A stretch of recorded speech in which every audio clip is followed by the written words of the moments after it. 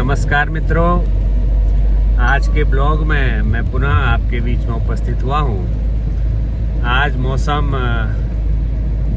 गुनगुना है और आप देख रहे होंगे ये आगे बारिश भी हो रही है और ये हमारा मार्ग जो है दिल्ली को भी जाता है और बरेली को भी जाता है। आगे से कट मारोगे रामपुर को भी जाता है। विभिन्न हाईवे है हमारा ये नेशनल हाईवे। कितना सुंदर हो गया। पहले यहाँ आने में डर लगता था, लेकिन एक कहानी लेकर मैं आज आपके मध्य में आया हूँ। मित्रों, जिंदगी में बहुत सारी चीज़ें ऐसी होती हैं वो हमारे मनमाफिक नहीं होती है।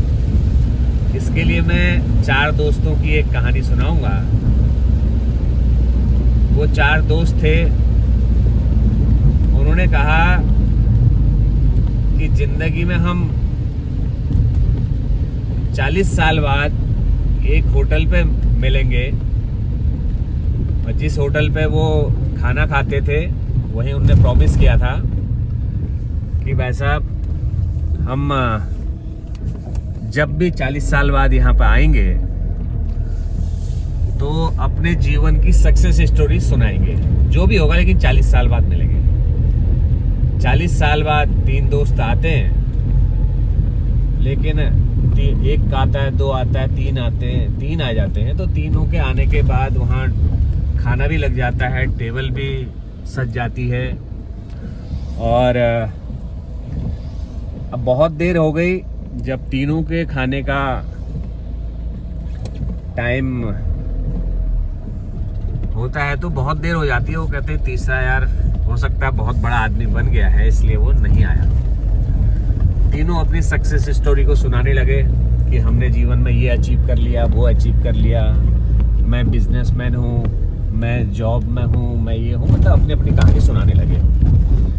अब जब खाने का बिल देने का नंबर आया तो उनका बिल पेड था, टेबल भी बुक थी। उन्होंने कहा बिल हमारा किसने दिया?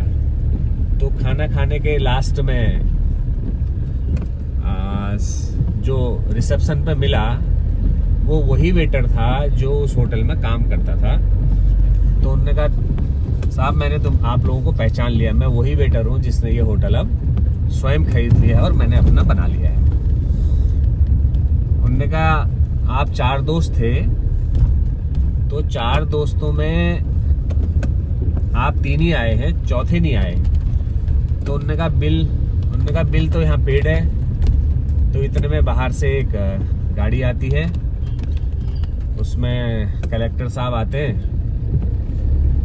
और बड़े ही विनम्र स्वभाव से कहते हैं मैं आपके चौथे दोस्त का बेटा हूँ, लेकिन पापा जी इस दुनिया में नहीं रहे, लेकिन उन्होंने अपनी ये कहानी मुझे बताई थी कि हम 4 दोस्त इस दिन मिलेंगे।